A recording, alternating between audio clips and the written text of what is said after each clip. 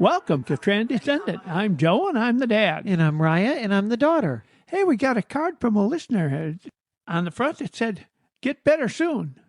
Get better soon? Yeah. Well, we're not sick. I know. Well, I opened the card, and it said, "I know you're not sick, but we hope you get better soon."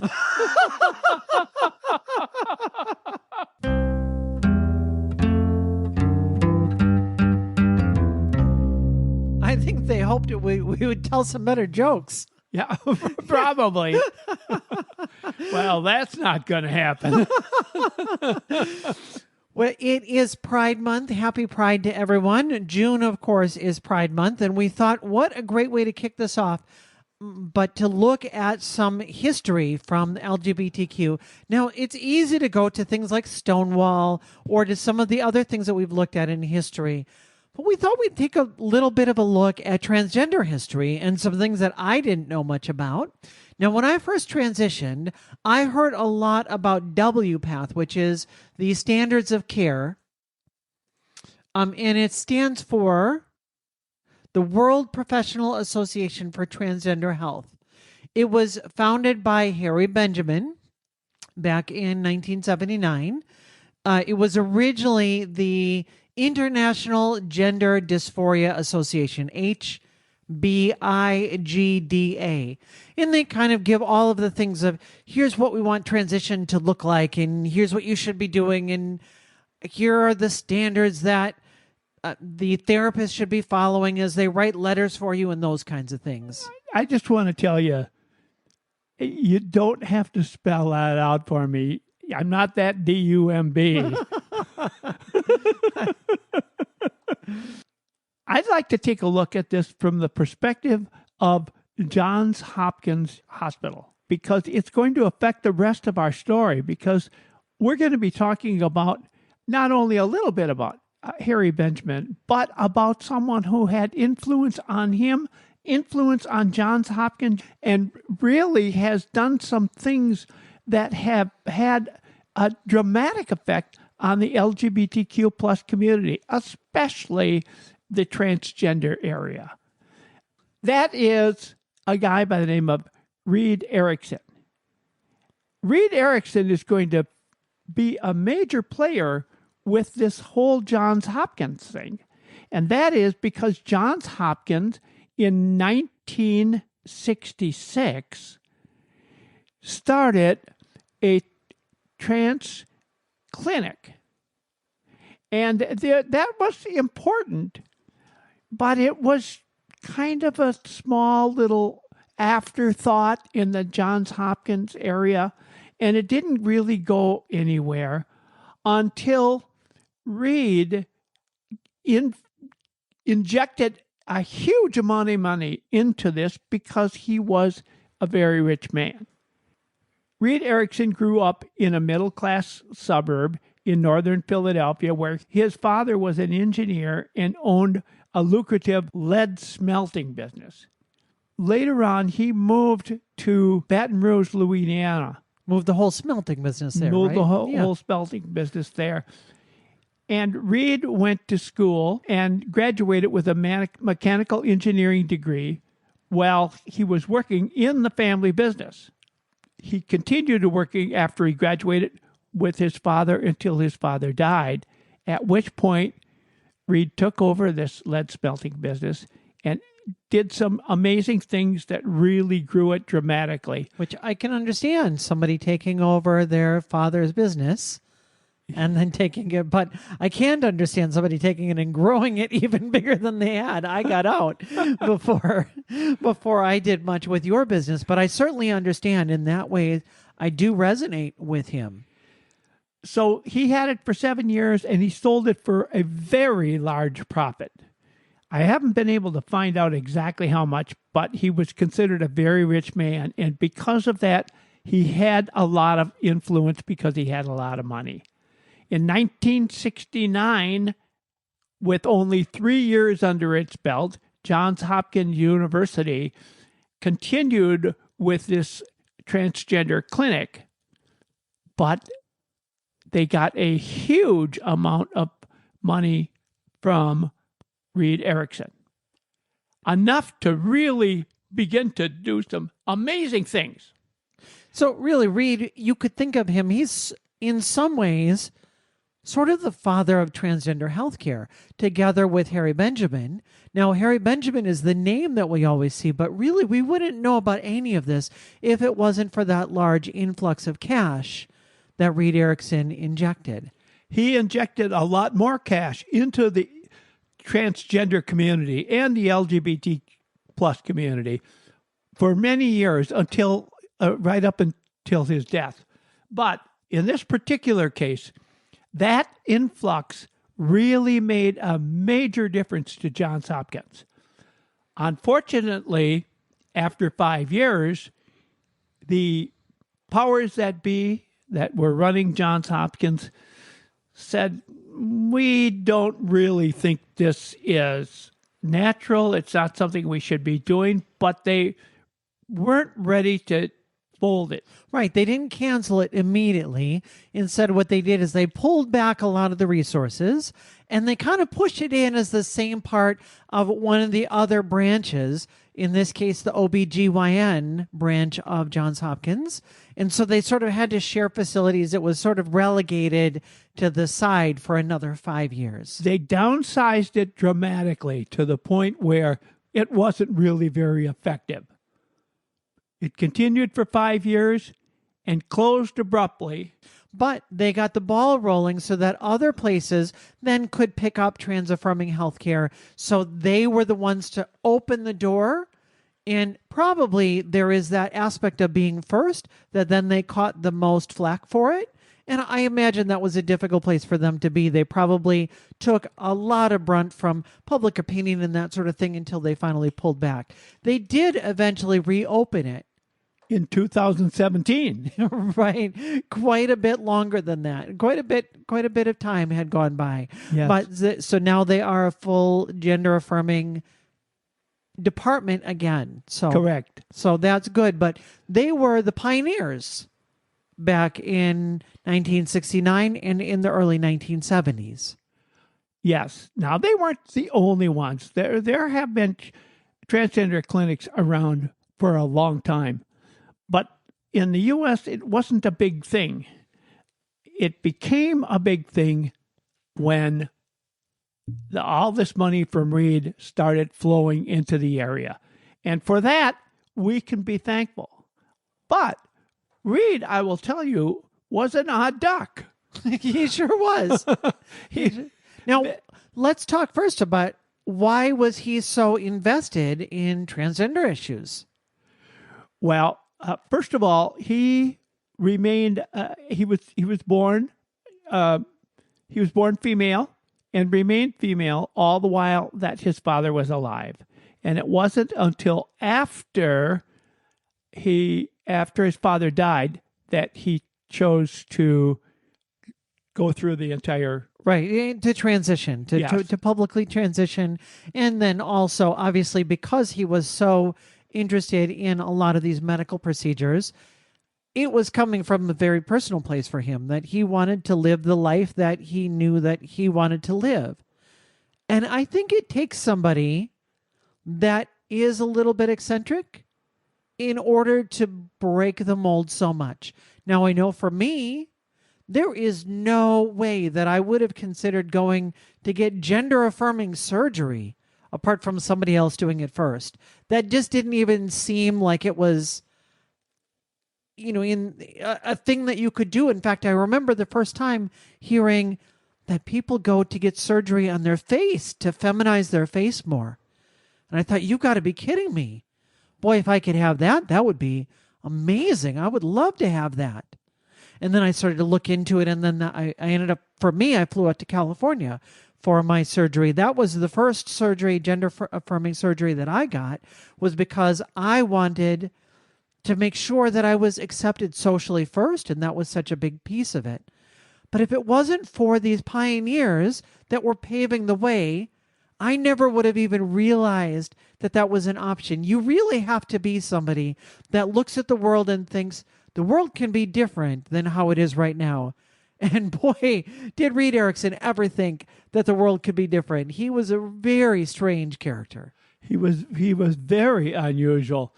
As a matter of fact, in his house, he had a pet panther. And this panther, he believed he could communicate with him by thinking. And the panther would respond to his thoughts. It was a leopard. Oh, Yes, it was a leopard, and it had a name. It was Henry the leopard. And apparently, it's reported that Reed would take this leopard on planes for business trips. wow. Yeah. He was known, the historian Morgan M. Page framed him as the transgender Howard Hughes. he, he was eccentric, he was reclusive, he was wealthy, and he was increasingly unstable as time went on. Now, he started a lot of other things, and often once he got those started, they would break with him because he was so odd that they just couldn't work with him anymore. But his concept in getting something started was really critical. And that's not unusual. That's happened with other people as well. That they start something, they grow it, and they get to the point where people say, I can't just work with you anymore. and they end up throwing out the founder. I believe that happened with Steve Jobs. And then he came back. Isn't that right? Yeah. And I think, boy, if that was the case with Steve Jobs, imagine how much more with somebody that's got their own leopard and they had a psychic connection, he thought. And, he was also, it sounds like a little bit of a ladies' man. Originally, he started dating a woman that is never identified in any of the literature. I think she knew that she was going to be very public, so she just asked to be referred to as Kay. And so, I don't know, Catherine or Karen or who knows who she was, but she's just referred to as Kay.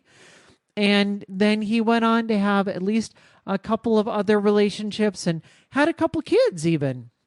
And so it sounds to me like he was a little bit of, he was finding the women and interesting, doing his thing there, A few random facts here that come from Transgender History by Susan Stryker that I found very interesting. His wealth at the time of his death was $40 million, which would be way more than that now. Of course. And he built a gated compound in Mazatlan, Mexico, that was known as Lovejoy Palace. He built it there specifically because he wanted to be outside of the U.S. He wanted to have a place to get away. Probably avoid taxes. All kinds of things, I imagine. Before his transition, he was originally known as the first woman to get a master's degree in engineering, or then later we would now talk about it as the first person assigned female at birth to get a master's degree in engineering specifically from Louisiana State University in 1946. So he was very much a trailblazer even before he transitioned. He did a lot also then for feminist causes and for lesbian causes. He was very well connected in lesbian communities, and altogether he was one of these odd kinds of people that get something in his mind and he's just going to get it done. Kind of like somebody I know that started a whole podcast, and even beyond anyone that I think I know in real life for the kinds of things that he has done. He was definitely a mover and a shaker, and because he had so much money, he had a lot of clout. That because they have so much money, they are respected by certain people, and they think that because of that they can do whatever they want, and they often can. A few other odd things about him: he set up his own Florida nudist colony. Whoa! He was very involved in New Age spirituality, in telepathy experiments, and he did a lot of ketamine. I don't know what ketamine is. It's some sort of a recreational drug. I don't know. Drugs have never been my thing, but he was very into drugs. He fled the U.S. due to drug charges in the 70s, that's why he built his compound. I already want to make it a compound. I think it was just a place. It was I don't know what they call it, a manor maybe. He funded the construction of Mazatlan's Central Municipal Library. So he was generous in everything that he did. And he was one time literally smuggled out of Mexico on a Learjet in the middle of the night by John Money and his wife after having a mental health crisis. So he was by no means the perfect father of transgender history.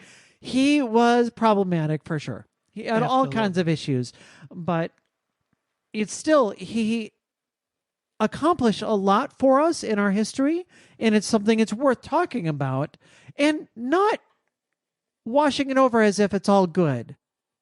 It's not all good.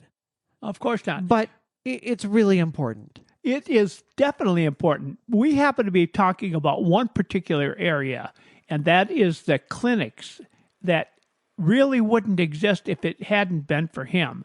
There are many other areas we could talk about. He's an interesting character. I would just suggest that you look him up. Look up Reed Erickson and see what you can find out about it yourself, and you'll find a lot of interesting things.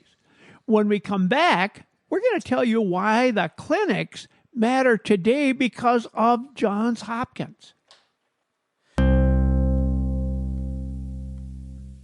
I'm Chuck Reynolds, and I started listening to Transgender because Joe is my friend.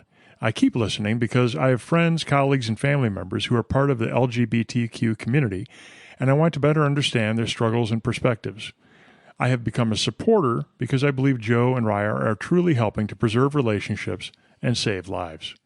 Join me in supporting Transcendent.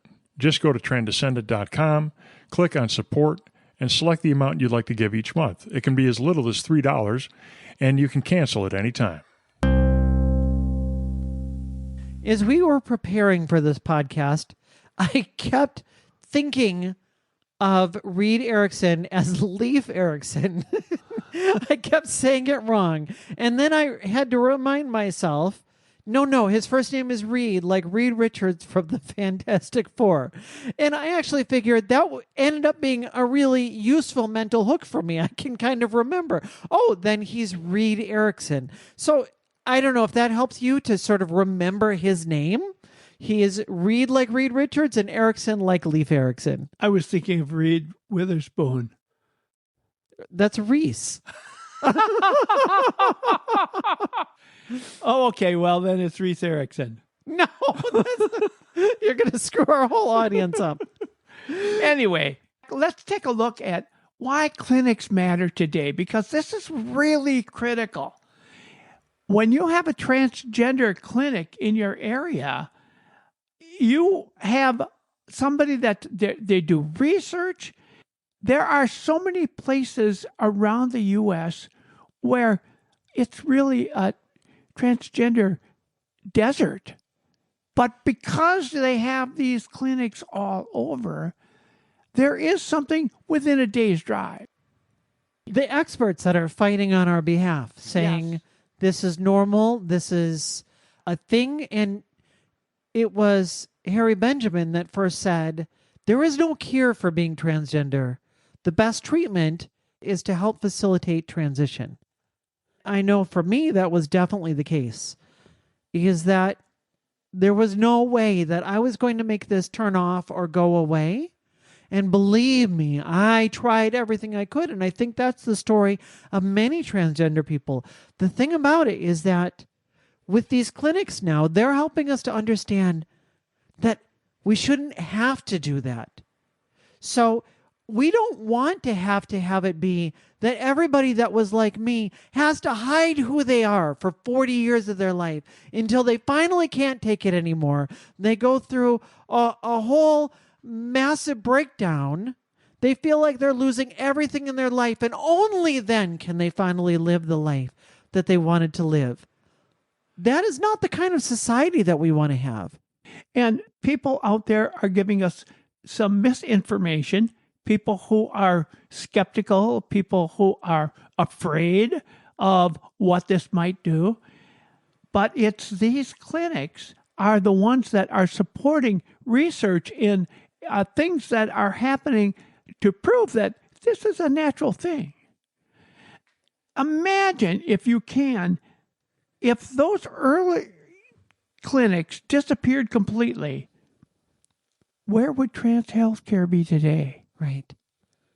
We'd still be fighting to get it up and running. And it would make big a difference. What happens when medical systems become political backgrounds? Think of that. And that's what does happen. Sure. And there are people, and this is what I frequently think when I watch the news and I see people talking about, oh, transgender is the big hot button issue right now, which the funny thing is, like in many of the political campaigns, they'll say, my opponent is always talking about transgender this and transgender that. And you look at what they're saying, and really, they're hardly ever talking about transgender people. It's only our enemies, the people that are trying to use us and say, look at what these terrible transgender people are doing, that they're the ones that are talking about trans all the time. We just are not that common. I mean, there are plenty of transgender people around, but it's not like all of the people on the left are constantly talking about transgender anything. We are such a small part of the overall population, and yet it seems like sometimes you turn on conservative talk shows and it's all that they want to talk about. And why is it? Probably because they've never met somebody like me and they don't know how valuable that was. And honestly, sometimes I think they just don't care. I want to correct you. Yes. And that is, I believe they have met someone like that, but they didn't know it. They didn't know it. Sure. Yeah. Sure. That is definitely likely. And think how many people you meet in a year. Think of how many people you pass by in an airport. Think of how many people that you see on television and you don't even know. And they think, I don't know anybody like that. Right. And then, people get so worked up about trans people in sports, and there's a handful. Yeah. But, this is going to get people out to vote. Get people out to the voting booth right there. About somebody, there's one person and one person in your state somewhere that might be, that might apply to, and everybody gets all up in arms about it. Meanwhile, those of us that are legitimately transgender are just saying, we just want to live our lives and we want access to the health care that we need in order to stay mentally stable. And you can see this happening not just with the LGBTQ plus area, but you see it in a lot of areas. When I mentioned earlier that medical systems could become political battlegrounds, I think we're seeing that now with news organizations becoming political battlegrounds. Somebody else buys one particular news organization and they switch politics. And it becomes a political battleground. That happens all the time. This is what we've been experiencing really since the founding of our country. And it's experienced in every country in some way or another, but the issues are different. Here they choose transgender because it's a hot button. Mm-hmm.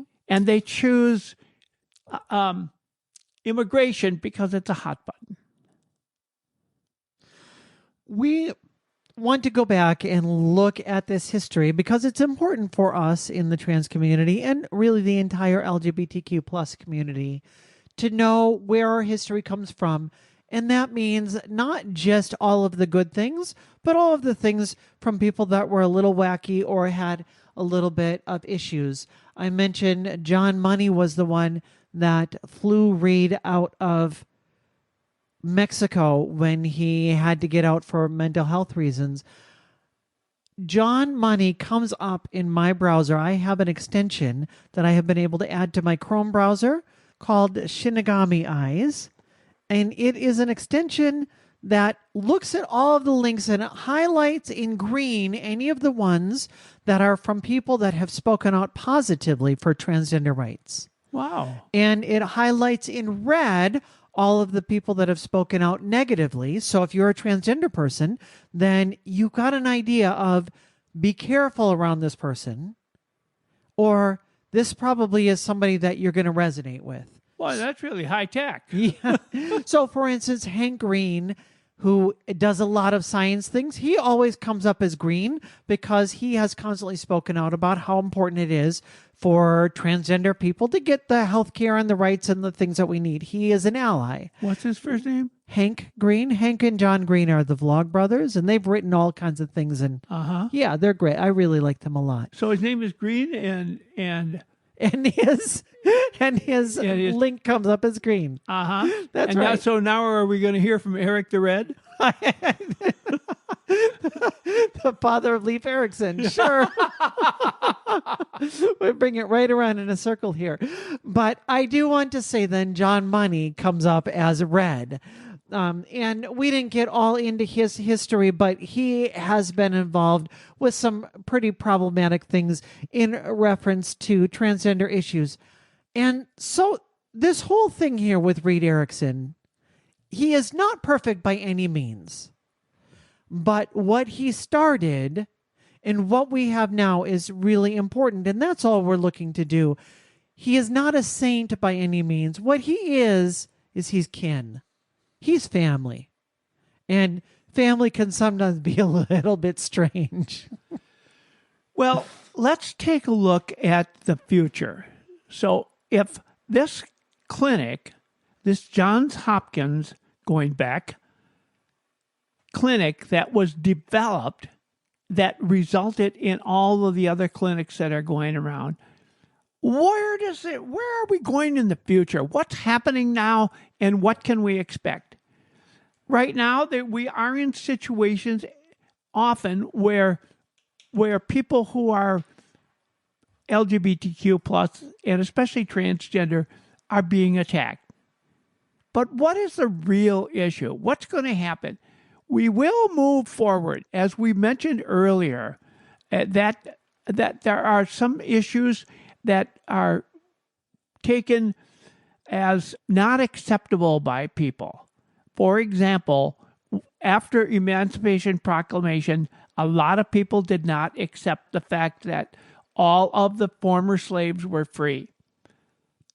And today there are still people who feel that way. We still haven't eliminated that false belief. That same thing is happening right now with transgender people. But I can tell you in the future, ultimately, we're going to have more telehealth. We're going to have decentralized care. That's going to be growing. Informed consent models are going to be considerably much better. They're going to come up with ideas and thoughts that they're going to share with us. They're going to be learning more as they go along. AI-assisted things are going to create more things for us, and that's going to help.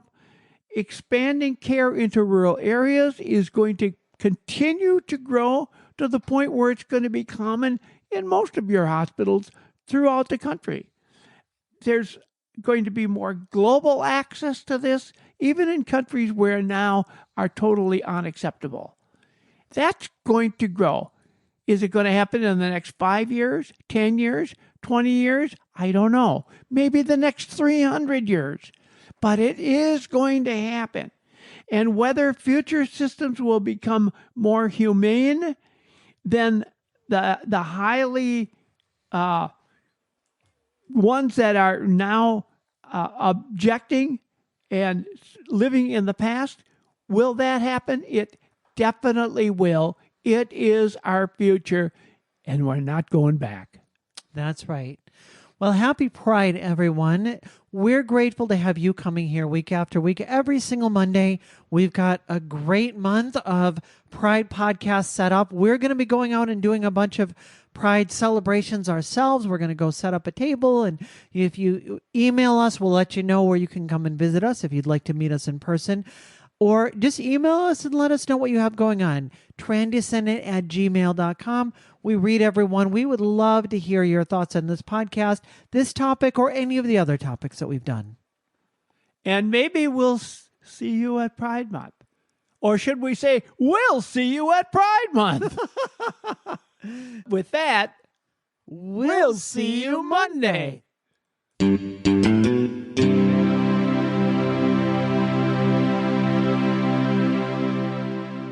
It's a guy by the name of Reed Witherspoon.